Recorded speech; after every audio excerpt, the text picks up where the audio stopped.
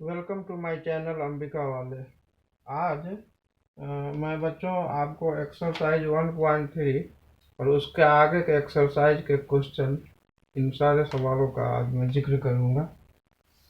तो सबसे पहले मैंने क्वेश्चन लिख दिया है, write the following in decimal form and say what kind of decimal expression. हम कुछ आपको फ्रैक्शन देते हैं 36/100। आपको ये बताना है कि ये जो पी बाई क्यू के फॉर्म में है ये कौन सा फ्रैक्शन है। यानी कि कल मैंने जो आपको जिक्र किया था कि रेशनल नंबर जो दो प्रकार के होते हैं, टर्मिनेटिंग एंड रिपीटेड।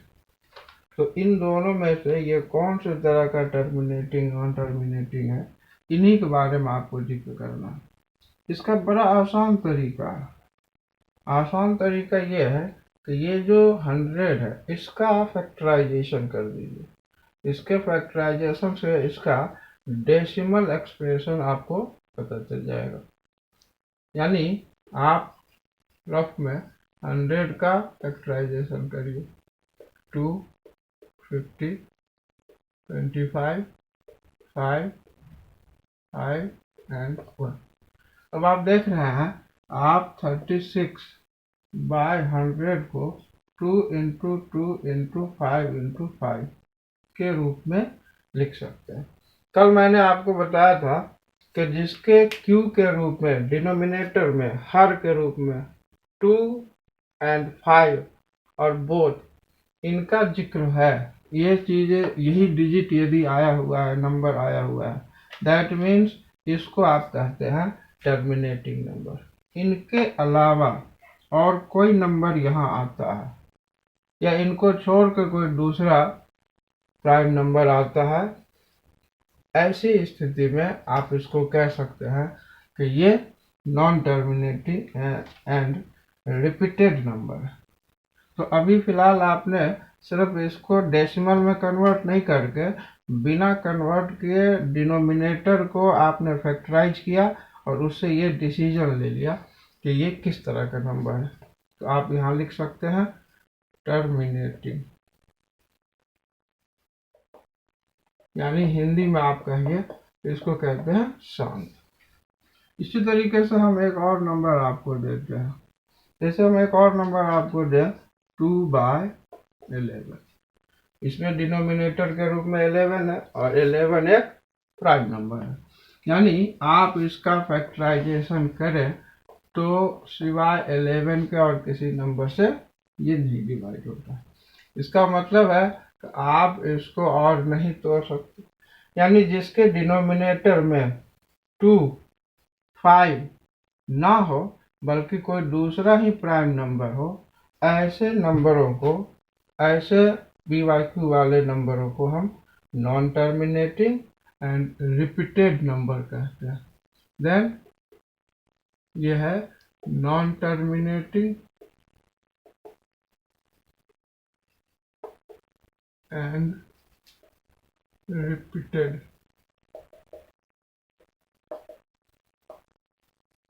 ये दो तरह के आपको अभी हमने नंबर बताया। इसी तरीके से कुछ सवाल और है जो हम आगे जिक्र कर रहे हैं। अब हम आते हैं अगले सवाल पे। इसमें कुछ नंबर है, express the following in the form of P by Q where P and Q are integer and Q not zero. यानी आप हिंदी में कह सकते हैं कि नीचे जो संख्या दी जा रही है ये पी बाई क्यू के रूप में इसे लिखना है, जहाँ पर पी और क्यू जो है ये पूर्णांक है लेकिन क्यू 0 नहीं है। अब देखिए, ये क्वेश्चन नंबर 1 में हमने दिया है 0.6, इस पे बार 0.6 पे बार। इसका मतलब ये होता है कि बार का अर्थ ये होता है कि ये जो नंबर है, डिजिट है, ये बार बार दोहराया जा रहा है। कितनी बार दोहराया जा सकता है इसकी कोई सीमा रेखा नहीं है, कितनी बार भी हो सकता है। पहला कंडीशन तो ये। दूसरा 0.6 पॉइंट के बाद राइट हैंड में दो तीन तरह के नंबर हो सकते हैं, जैसे 0.6, 7 दोनों पे बार हो सकता है, या दूसरा और भी इस तरह का हो सकता है 0.678 जिसमें 7 और 8 इस पे बार हो सकता है। तो ये तीन स्थितियां आपके सामने हो सकती है ऐसे सवालों के लिए। अब इन तीनों तरह के सवालों को हम कैसे हैंडल करते हैं, इसके लिए हम आपको कंडीशन बताते हैं। सबसे पहले एक सवाल हम 0.6 पे बार पे देखते हैं। आप मान लीजिए कि ये जो नंबर है 0.6 पे बार, ये कोई नंबर है x जिसकी ये वैल्यू है। तो आप इसको मान के चलिए लेट x इक्वल टू 0.6। इसका मतलब है कि आप 0.6 को जितनी बार चाहे 666 के रूप में लिख सकते हैं, और इसको आप कह सकते हैं कि ये इक्वेशन फर्स्ट। अब देखने वाली बात यह है कि पॉइंट के राइट हैंड में एक डिजिट है और उसी एक डिजिट पे बार है। इसका अर्थ ये होता है कि मैं इस पॉइंट को एक डिजिट आगे खिसकाऊं तो ये पॉइंट खिसक के, ये जो पॉइंट है ये खिसक के यहाँ आ जाएगा, यानी 6 लेफ्ट हैंड में आ जाएगा। आगे पॉइंट के आगे तो जितनी बार मर्जी हम 6 लिख सकते हैं। ऐसा करने के लिए एक डेसिमल के इधर ला रहे हैं डिजिट को, यानी एक जीरो वाली संख्या 10 से मल्टीप्लाई करेंगे। यहीं पे दो डिजिट होता, बाय द वे मान लो 6 और 7 दोनों पे बार होते, यानी दो डिजिट है और दोनों को मैं इधर लाना चाहता हूँ। इसका मतलब ये हुआ कि हमें दो जीरो वाले नंबर यानी कि 100 से मल्टीप्लाई करना। ये कंडीशन खास आपको याद रखना। एक डिजिट पे बार यानी कि 10 से बोथ साइड मल्टीप्लाई करेंगे। यदि दो डिजिट है दोनों पे बार है यानी कि 100 से मल्टीप्लाई करेंगे। दो डिजिट है लेकिन एक ही डिजिट पे बार है, तो ऐसे में हम एक बार बिना बार वाले डिजिट को डेसिमल के लेफ्ट हैंड में लाएंगे, एंड सेकंड कंडीशन दूसरी बार में इस डिजिट को लेकर आएंगे, और इस तरीके से ये सवाल का दूसरा स्टेज है। तो मैं एक सवाल इस तरह का भी आपको बना के दिखाऊंगा। देखिए, तो इस इक्वेशन को आप पहले तो मल्टीप्लाई कर दीजिए 10 से, क्योंकि आपके पास राइट हैंड में एक डिजिट है। तो multiply by 10 in equation first. समीकरण फर्स्ट में 10 से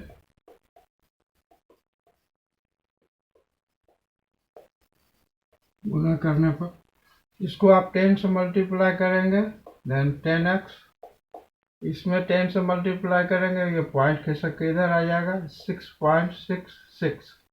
अब देखिए यहाँ पर आप कहें कि हमने तीन 6 लिया है तो दो ही 6 बचेगा, नहीं, डॉट डॉट है, इसका मतलब है बार है, इसका मतलब है कि ये नंबर हमारी मर्जी है, हम चाहे जितनी बार लिखें, जितनी बार हम लिखें। तो हम इसको इक्वेशन सेकंड कर सकते हैं। अब मैं इक्वेशन सेकंड से इक्वेशन फर्स्ट को हम सब्सट्रैक्ट करेंगे।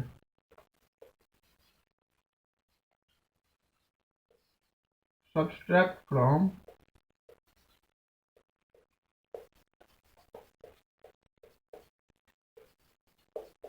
फर्स्ट, समीकरण फर्स्ट एंड सेकंड को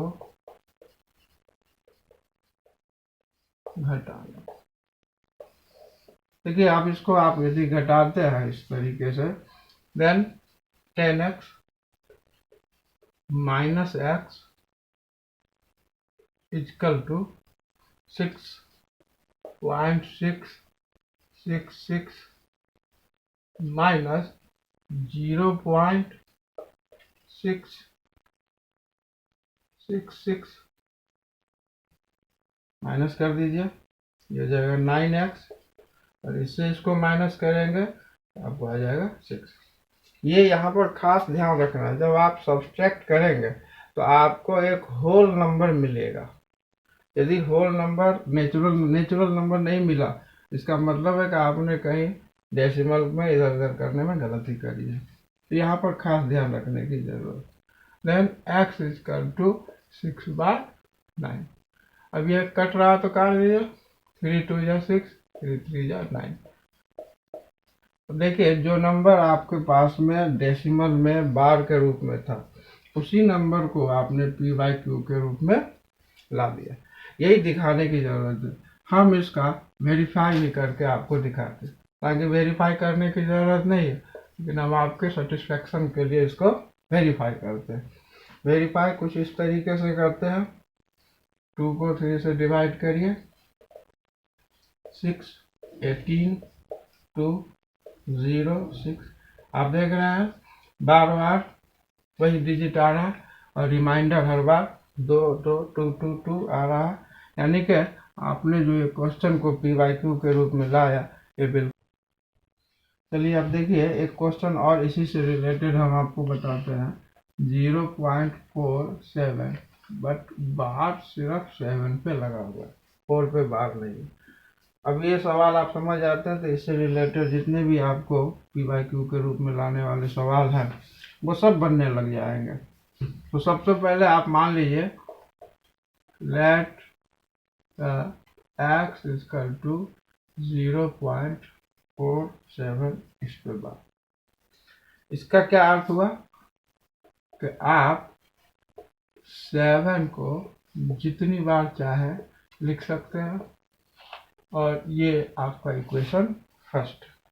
हमने पहले बताया था कि पॉइंट के राइट हैंड में कितने डिजिट, और उनमें कौन सा डिजिट है, कितने डिजिट है जिस पे बार नहीं है। तो आप देख रहे हैं एक डिजिट ऐसा है जिस पे बार नहीं है। तो सबसे पहले इस डिजिट को मुझे लेफ्ट हैंड में लाना है। इसको लेफ्ट हैंड में लाने के लिए एक डिजिट है, दैट मीन्स के 10 से हम इसे मल्टीप्लाई करेंगे।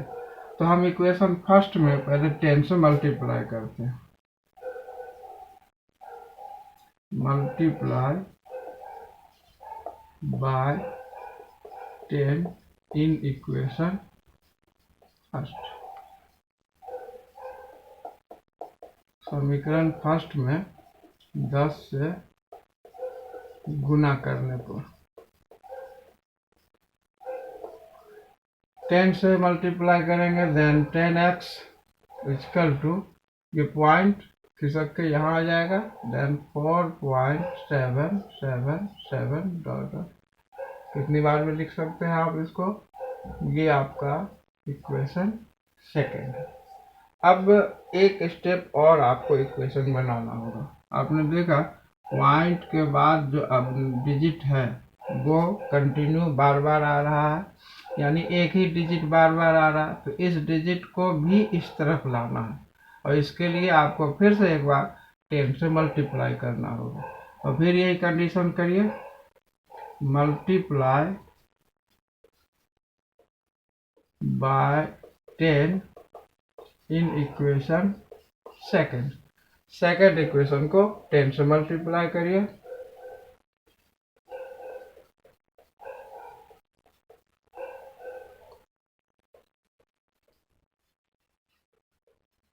मैंने पहले ही बताया था कितने डिजिट को एक बार में राइट टू लेफ्ट लेके आ रहे हैं। एक डिजिट ला रहे हैं, 10 से मल्टीप्लाई होगा। 2 डिजिट को एक ही बार ला रहे हैं, 100 से होगा। 3 डिजिट को लाना है, 1000 से होगा। ये कंडीशन बढ़ता चला जाता है। जब आप 10 से इसको मल्टीप्लाई कर देते हैं तो कंडीशन क्या बनता है, आप देखिए एक बार यहाँ पे। ये जाएगा 10x से 100x, और ये पॉइंट खिसक के यहाँ जाएगा, दैट मीन्स 47.777। मैंने बताया कितनी बार भी आप लिख सकते हैं, और ये आपका इक्वेशन हो जाएगा थर्ड। अब आप सेकेंड और थर्ड को सब्सट्रैक्ट करिए from equation second and third. समीकरण सेकेंड और थर्ड से। थर्ड इक्वेशन है आपका 100x minus second 10x equal to 47.777 minus 4.777। Subtract करने के बाद मिल जाएगा 90x और इसको सब्ट्रैक्ट आपने कर दिया, देन 32। आपने फिर से देखा ये एक नेचुरल नंबर के रूप में आ रहा है, इसका मतलब है कि हमारा सब्ट्रैक्शन या पीछे के जो पार्ट्स हैं वो सही चल रहे हैं। Then x equal to 43/90। अब आप इसी तरीके से इसको भी वेरीफाई कर सकते हैं जैसे आपने पिछले सवाल को किया था, यानी 43 को 90 से आप डिवाइड करके देखेंगे, आपको यहाँ पर 477 ऐसा नंबर आना शुरू हो जाएगा। चलते हैं अब हम एक नेक्स्ट क्वेश्चन की ओर। देखिए क्वेश्चन है कि find the different irrational number between the rational number 5/7 and 9/11। यानी कि परिमेय संख्या जो 5/7 है, 9/11 है, इसके बीच में हमें 3 अपरिमेय संख्या इरेशनल नंबर फाइंड करना है। तो सबसे पहले इसके नंबरों के बीच हम ऐसे नहीं फाइंड कर सकते, हम इसका डेसिमल में कन्वर्ट करते हैं। इस नंबरों को डेसिमल में कन्वर्ट करने के लिए 5/7 जो ये नंबर है इसका हम डिवाइड लगा के देखते हैं। 5 से 7 को डिवाइड लगाइए, 7 को 5 से आप डिवाइड लगा सकते हैं, यानी आप 0.0749 1 0 1 7 3 0 4 28 2 0 2 14 6 0 56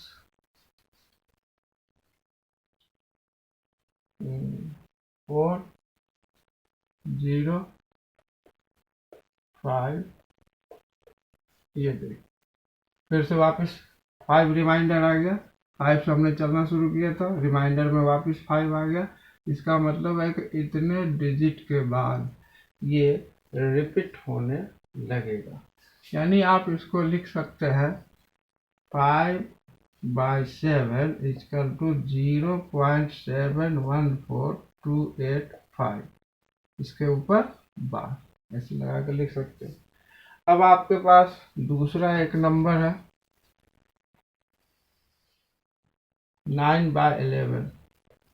इसमें 11 से 9 को डिवाइड करिए, 11 को डिवाइड करिए 0.8 58 2 0 1 11 9। अब देखिए रिमाइंडर 9 आ गया और 9 से हमने चलना शुरू किया था, दैट मीन्स यहाँ के बाद ये रिपीट होने लगा। तो आप कह सकते हैं कि 9/11 का जो डेसिमल फ्रैक्शन है वो 0.81 पे बार है। अब आपके पास में एक नंबर है 71 से शुरू होने वाला और दूसरा नंबर है 81 पॉइंट के आगे शुरू होने वाला, यानी 7181 के बीच कई सारे नंबर हैं। इन्हीं नंबरों से हम इरेशनल नंबर कन्वर्ट निकाल सकते हैं। बहुत सारे नंबर इसके बीच में हम बता सकते हैं। तो 71 3 नंबर आपको बताने हैं, तो 71 के बाद 72 73 74 कहीं से भी आप नंबर बना सकते हैं। तो 3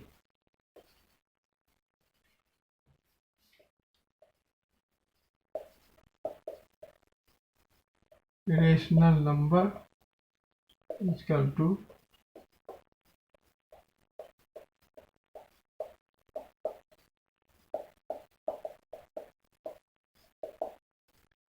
कहीं से भी शुरू करिए 0.72072007200072।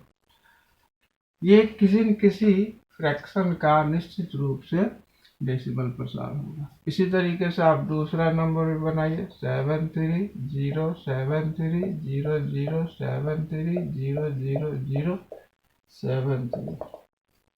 और एक नंबर बना दीजिए 7 4 0 7 4 0 0 7 4 0 0 0 7 वगैरह। इस तरीके से आप किसी भी दो रेशनल नंबर के बीच तीन इरेशनल नंबर बना सकते हैं। हम बढ़ते हैं अगले सवाल की ओर। अगला सवाल है classify the following number as the rational और इरेशनल। यानी जो सवाल अब दे रहा है उनमें से आपको छांटना है कि इसमें कौन परिमेय है, कौन सा अपरिमेय संख्या है। देखिए परिमेय और अपरिमेय इसकी पहचान करने के लिए आपको याद रहना चाहिए कोई भी नंबर जो रूट अंडर के संख्या के साथ प्लस माइनस डिवाइड या मल्टीप्लाई होने के बाद रूट में ही रह जाए, इसका मतलब है कि वो इरेशनल है यानी कि अपरिमेय है। और यदि माइनस प्लस करने के बाद रूट वाली संख्या कहीं से माइनस हो जाती है तो इसका मतलब है कि जो बचा हुआ नंबर है वो नेचुरल नंबर है या फिर होल नंबर है। तो इस तरह के नंबरों को हम रेशनल नंबर में काउंट करते हैं। तो सबसे पहला सवाल आपने लिखा 2 माइनस रूट अंडर 5। अब इसमें देखिए 2 रूट अंडर 5 के साथ माइनस प्लस नहीं हो सकता, फिलहाल माइनस करना है जो कि नहीं हो सकता। इसमें कुछ करने की जरूरत नहीं है, इसको आप सीधे लिख दीजिए इरेशनल यानी कि अपरिमेय। एक और मैं आपको एग्जांपल पर एक क्वेश्चन और आपको देता हूँ। एक क्वेश्चन ये है,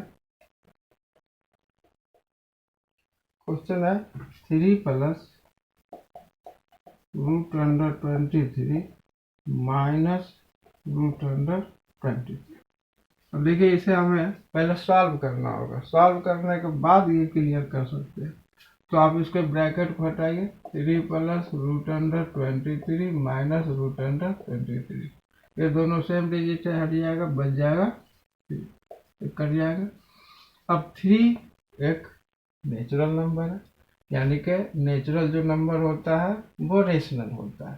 तो आप इसको लिख सकते हैं it is a rational number यानी कि परिमेय संख्या।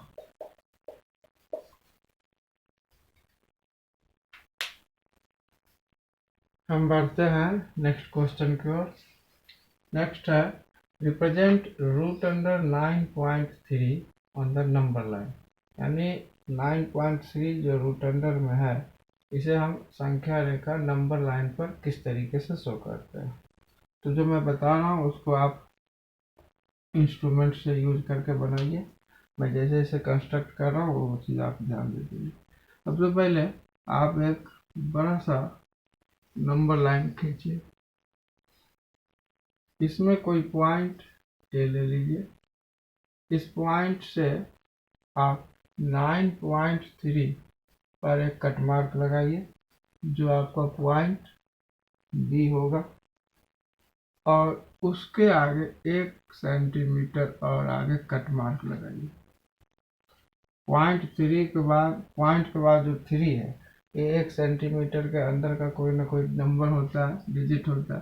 तो इसीलिए 9.3 जो नंबर दिया हुआ है हम पहले उतना लंबा लाइन खींच लेते हैं और उसके आगे 1 सेंटीमीटर और ड्रॉ कर लेते हैं। अब AC को हम बाइसेक्ट करते हैं, समद्विभाजित करते हैं, यानी A से और फिर C से कट मार्क लगाते हैं और इसे एक डॉट लाइन से शो करते हैं। ये डॉट लाइन इस AC को जहाँ बाइसेक्ट करती है उसका नाम हम O कर देते हैं। अब O से एक आर्क लेके O से OA एक आर्क लेते हैं, एक चाप लेते हैं और यहाँ सेमी सर्कल बना देते हैं कुछ इस तरीके से। अब आप इस सेमी सर्कल पे B पॉइंट पे D को रखिए और 90 डिग्री पर इंडिकेट करके 90 डिग्री के अकॉर्डिंग एक लाइन ड्रॉ कर दीजिए जो इस बिंदु को D पर कट करती है। अब BD एक आर्क लीजिए और B पर आर्क रख के डॉट लाइन से इसको शो करिए, तो आप कुछ इस तरीके से इसे दिखा पाए। ये पॉइंट E है और यही रूट अंडर 9.3 हो जाता है। इस तरीके से आप 9.3 रूट अंडर कंस्ट्रक्ट कर सकते हैं। हम बढ़ते हैं नेक्स्ट क्वेश्चन की ओर। Rationalise the denominator of the following. हम अभी जो क्वेश्चन दे रहे हैं, इन क्वेश्चनों को रेशनलाइज करना। इसमें सिर्फ दो तरह के क्वेश्चन हो सकते हैं। डिनोमिनेटर में एक टर्म, एक पद भी हो सकता है, और डिनोमिनेटर में 2 टर्म, 2 पद भी हो सकते हैं। इससे ज़्यादा के टर्म आपको नहीं दिए जाएंगे 9th क्लास के अकॉर्डिंग। तो सबसे पहले हम एक सवाल लेते हैं जो कि एक टर्म है और इसका डिनोमिनेटर एक टर्म है और वो है 1/√7। अब 1/√7 ये डिनोमिनेटर हर के रूप में रूट अंडर है। ऐसे नंबरों को यदि आपको रेशनलाइज करना हो तो जो नंबर नीचे है इसी नंबर को आप ऊपर नीचे एक बार वापस मल्टीप्लाई कर दीजिए। ऐसा करने से 1 से रूट अंडर करेंगे √7 और √7 इंटू √7 इक्वल टू 7। अब आप देखते हैं इसकी वैल्यू जो 1/√7 थी, इसकी वैल्यू में कोई फर्क नहीं पड़ा। हाँ, आपने सिर्फ इसका रेशनलाइज कर दिया डिनोमिनेटर का। डिनोमिनेटर जो पहले रूट में था अब इसका रूट हट गया। तो इस तरीके से एक टर्म वाले को हम इस तरीके से कर सकते हैं। एक क्वेश्चन हम आपको और दे रहे हैं जिसमें आपको डिनोमिनेटर के रूप में हर के रूप में 2 टर्म्स होंगे। क्वेश्चन है 1/√7 माइनस √6। अब इस तरह के 2 टर्म वाले जो डिनोमिनेटर है इसको आप किस तरीके से रेशनलाइज कर सकते हैं। तो ऐसे सवालों को रेशनलाइज करने के लिए यही डिजिट सेम ऊपर नीचे मल्टीप्लाई कर दीजिए। फर्क यह है कि इसके साइन बदल दीजिए। यदि यहाँ पहले से माइनस में है तो यहाँ प्लस कर दीजिए, और यहाँ यदि प्लस में हो तो यहाँ माइनस कर दीजिए। और फिर नीचे भी √7 प्लस √6।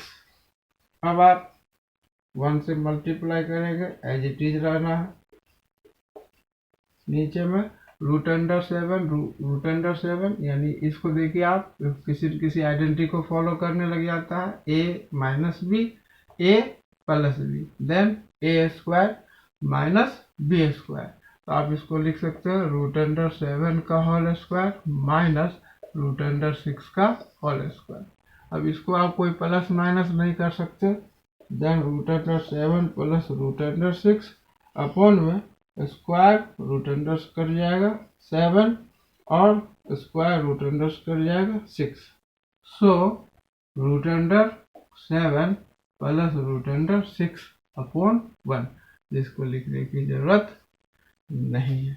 इस तरीके से ये क्वेश्चन समाप्त हो जाता है। बढ़ते हैं हम अगले क्वेश्चन की ओर। मेरा अगला क्वेश्चन है 64 पे पावर 1/2। तो इस पावर को पहले हमें तोड़ना है। इसको तोड़ने के लिए हम जो ये नंबर है जो बेस है, इस बेस का फैक्टराइजेशन करेंगे, प्राइम फैक्टराइजेशन, अभाज्य गुणनखंड। 2 से करिए, 2 3 जा 2 2 जा 16, 2 से 8, 2 से 4, 2 से 2 और 1। आप देख रहे हैं 1 2 3 4 5 6 6। आप इसको लिख सकते हैं 2 पे पावर 6 और उसके ऊपर पावर है 1/2, तो पावर से पावर मल्टीप्लाई हो जाता है। देन आप इसको 2 3 जा 6, 2 पर पावर 3 और इस तरीके से 2 2 जा 4, 4 2 जा। ये इस तरीके से एक क्वेश्चन हम सॉल्व कर देते हैं। अगले क्वेश्चन की ओर हम बढ़ते हैं। हमारा अगला क्वेश्चन है 125 पर पावर -1/3। देखिए करना इसको भी उसी तरीके से। पावर इसका माइनस में, इससे कोई फर्क नहीं पड़ता है। आप इसको बेस को प्राइम फैक्टराइजेशन करिए, 5 से 25, 5 से 5, 5 बन जाएगा। देन आप इसको लिख सकते हैं 5 पे पावर 3, और ये जो पावर है ये इसके साथ मल्टीप्लाई कर दीजिए। देन 3 से 3 कट हो जाएगा, 5 पे पावर -1। पावर यदि माइनस में हो तो हम बेस को रेसिप्रोकल कर देते हैं, व्युत्क्रम कर देते हैं। ऐसा करने से पावर हट जाता है। इसके डिनोमिनेटर में कुछ नहीं है तो 1 है, इसको आप उलट देंगे 1/5, और इसके ऊपर पावर 1, जो लिखने की जरूरत नहीं। हम एक और क्वेश्चन इसी एक्सरसाइज से आपको बताते हैं। आपका क्वेश्चन है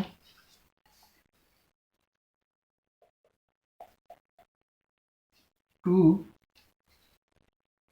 पर पावर 2/3 इंटू 2 पे पावर 1/5। अब इसको आपको सॉल्व करना है, क्योंकि हमने कल आपको जो वीडियो दिया था फर्स्ट पार्ट का, उसमें हमने आपको कुछ आइडेंटिटीज दिए थे, जिसमें आपको इस तरीके से आइडेंटिटीज फॉलो करने होंगे। अब देखिए ये बेस सेम है, मल्टीप्लाई के कंडीशन में है, तो जब बेस सेम हो, मल्टीप्लाई के कंडीशन में हो, तो हम पावर से पावर को प्लस कर देते हैं। तब आप इसको लिख सकते हैं 2 पे पावर 2/3 प्लस 1/5। अब आप इसको प्लस कर दीजिए, 3 5 जा 15, 5 2 जा 10 प्लस 3, सो 2 पे पावर 13/में। यही आपको करना है, इस तरीके से क्वेश्चन चैप्टर। तो बच्चों इस तरीके से आपका चैप्टर 1 जो है यहीं पर समाप्त हो जाता है। अगर आप लोगों को यह वीडियो पसंद आए तो कृपया लाइक और शेयर अवश्य करें। किसी भी प्रकार का कमेंट्स आप नीचे कमेंट्स बॉक्स में जरूर लिखें। Thank you for watching. धन्यवाद।